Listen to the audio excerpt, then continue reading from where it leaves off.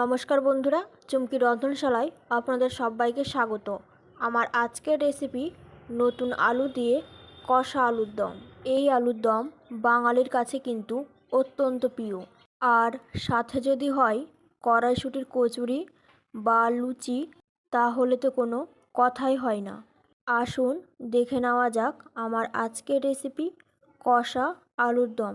আলুটাকে অল্প লবণ দিয়ে প্রেসার কুকারে সেদ্ধ করে তার খোসা ছাড়িয়ে নিয়েছি। কড়াইতে দিয়ে দিচ্ছি সর্ষের তেল। আলুর দমটা আমি সর্ষের তেলে করব, তবে আপনাদের যদি ইচ্ছে হয় তাহলে সাদা তেলেও করতে পারেন, তবে সর্ষের তেলে তার স্বাদটা ভালো হয়। আলুটাকে 2 থেকে 3 মিনিট একটু সময় ধরে মিডিয়াম ফ্লেমে একটু ভেজে নেব। আলু ভাজতে ভাজতে অপর দিকে আলুর দমের মশলাটা তৈরি করে নিচ্ছি। দিয়ে দিয়েছি 2টো মিডিয়াম সাইজের পেঁয়াজ, দিয়ে দিলাম 3 কোয়া রসুন আর 1 ইঞ্চি আদার টুকরো, দিচ্ছি 5টা কাঁচা লঙ্কা। এবার একটা মশলার পেস্ট তৈরি করে নেব। মশলার পেস্ট তৈরি করা হয়ে গেছে। আলুটাকে আর একটু সময় ধরে ভেজে নিচ্ছি। দিয়ে দিচ্ছি সামান্য পরিমাণে একটু হলুদ।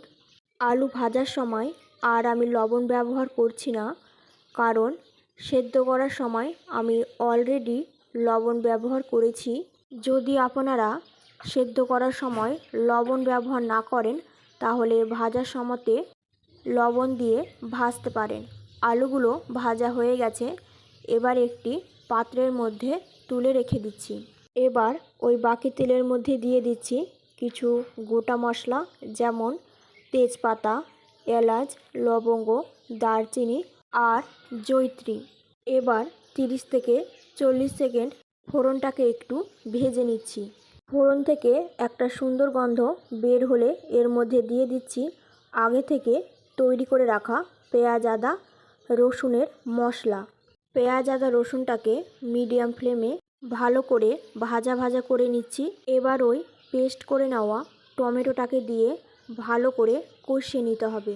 দিয়ে দিচ্ছি হাফ চা চামচ হলুদ গুঁড়ো, হাফ চা চামচ লাল লঙ্কার গুঁড়ো আর দিয়ে দিচ্ছি হাফ চা চামচ জিরে গুঁড়ো। লঙ্কার গুঁড়োটা আপনারা আপনাদের পছন্দ মতো ব্যবহার করবেন। এবার সমস্ত কিছু দিয়ে ভালো করে মিশিয়ে নিচ্ছি।